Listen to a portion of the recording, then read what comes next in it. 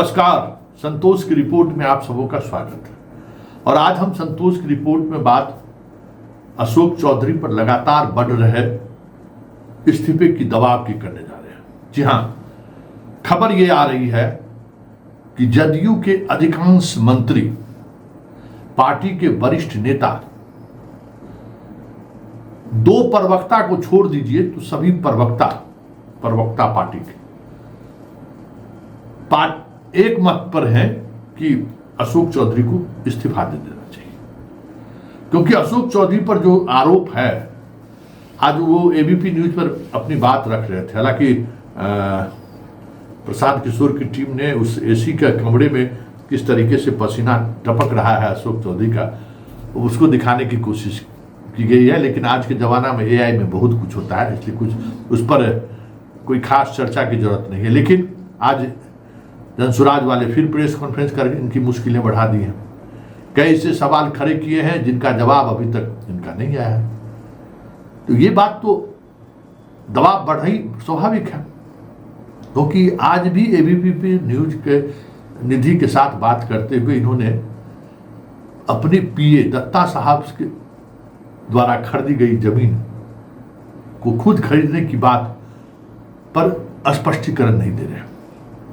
Land for job मामले में क्या था, लालू जी जमीन लिए, पहले किसी और के नाम से गया लिखाया, और वो फिर जमीन जो है सो फिर लौट के लालू परिवार के सदस्यों के नाम से वो रजिस्ट्री हुआ। और उस मामले में एक्यूज बने लालू यादव के बेटे भी, जिनके नाम पर जमीन लिखाया गया, सब एक्यूज बना। यही हुआ ना।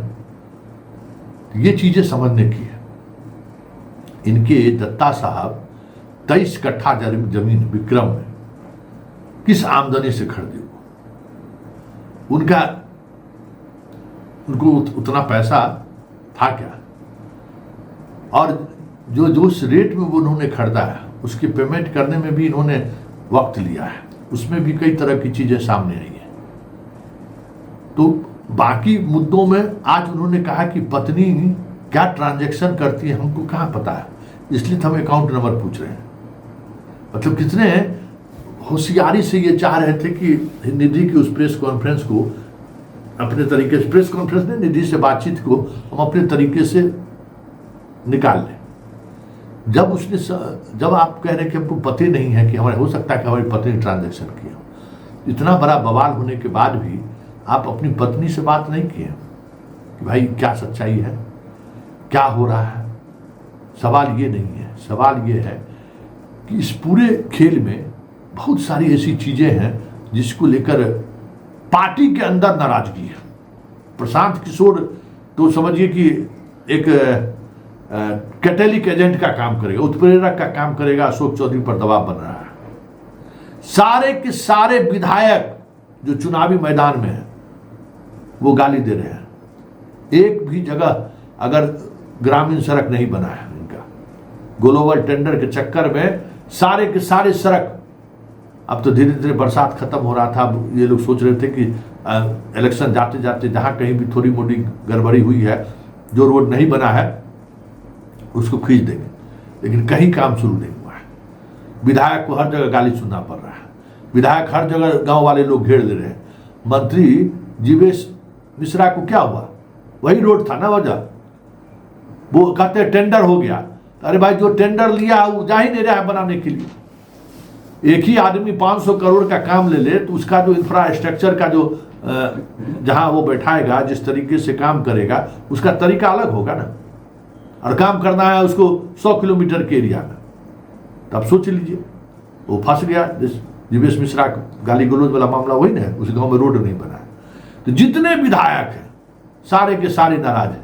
विजय सिन्हा से जो हॉट टॉक हुआ था उसी बात को लेकर हुआ था ना, कि आप जो है सो ग्लोबल टेंडर के चलते हम लोगों का कोई काम नहीं हो रहा है।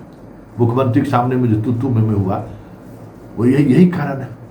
तो सारे के सारे विधायक, पार्टी के पदाधिकारी, सारे के पदाधिकारी, कुछ पदाधिकारियों को छोड़ देते, सीनियर लेवल पर जितने लोग हैं उन लोगों में भी एक कॉन्शियसनेस है कि जनाब को इस्तीफा देना चाहिए। ऐसे में सबकी नजर अब ललन सिंह पर टिकी हुई है। ललन सिंह का इंतजार हो रहा है कि ललन सिंह इस पर क्या निर्णय लेते हैं, क्योंकि मुख्यमंत्री की तो बात ही छोड़ दीजिए, नीतीश कुमार अभी उस मिजाज में होते या हैं भी तो दिखाते हैं कि भाई हम उस मिजाज में नहीं हैं, हमको दुनियादारी से कोई मतलब नहीं है। नीतीश कुमार अपने जीवन में हमको लगता है 1 साल से अधिक समय हो गया है मीडिया से दूरी बनाए, मीडिया से बात ही नहीं करते। मीडिया से बात करने की कोशिश करते भी हैं तो साथ चलने वाले लोग उनको रोक देते हैं, कह रहे नहीं नहीं नहीं नहीं, तो उन तक तो जानकारी भी नहीं है कि क्या हो रहा है स्टेट में। सबको पता है कि किसी श्रीमान को पता नहीं है। ये सारी चीजें हैं कि भाई कुछ न कुछ बात है। आज अशोक चौधरी जिस तरीके से एबीपी न्यूज में सफाई दे रहे थे, वो कम दबाव में लग रहे थे क्या? कल से थोड़ी दबाव कम हुआ। आज उनको कहना पड़ा कि झाल वाला वीडियो जो है इसमें अभी का नहीं है, पीछे का ये वीडियो है। ये क्यों कहना पड़ा, आप सोच लीजिए। इस दबाव में है, और दबाव इस तरीके से है जिसकी आप कल्पना नहीं कर सकते। चौतरफा घेराबंदी इनकी हो रही है। इनके विभाग के अधिकारी इनके इस तरीके की बात के सामने आने से जो है सो असहज है। लेकिन बड़ी बात यह है कि पार्टी असहज है, चुनावी मैदान में जाने की तैयारी में जुटा हुआ है। लेकिन जो मेन कह सकते हैं कि जहां से सबको रोशनी मिलता है वही चुप है। अगर वो चुप नहीं रहते तो फिर चीजें निकल जाती। तो ऐसे में ललन सिंह का नाम क्यों आ रहा है? क्योंकि जितने बाकी लोग हैं वो इस तरीके की बातों को मजबूती के साथ रखने से परहेज कर रहे हैं अंतःपुर में, क्योंकि बहुत तरीके की लॉबिंग है और पैसे का खेल है। कौन क्या कहेगा, कौन कहेगा कि इससे पार्टी की इमेज खराब हो रही है, और कितनी होशियारी से नीरज की बात को भी इसने टाल दिया है। वो भी देखेंगे हम। ये सारी बातें हैं। और आज पीके के बाकी लोगों ने जो खुलासा किया है उनसे तो और इनकी मुश्किलें बढ़ने वाली है ना। आप कहते हैं कि किस नंबर से, आपसे अकाउंट नंबर भी जारी कर दिया। अब अपने पत्नी जी से पूछें कि ये अकाउंट नंबर किसका है, किस चेक काट के क्यों दी थी, सगाई से लेके विवाह तक में अभी तक इतने करोड़ का और उसकी जमीन खरीदारी हुई। और आप आज अशोक चौधरी कहें कि 1 कट्ठा जमीन भी अगर पटना में मिल गया तो हम प्रशांत किशोर का गुलामी करेंगे। तो पाटलिपुत्रा वाला भी जमीन की अब चर्चा हो रही है। आखिर पाटलिपुत्रा वाला जमीन जो खरीदारी हुई है वो किसके नाम से हुई है, कौन है वो, किस लेवल पर वो खरीदारी हुई है, सभी तरह की बात।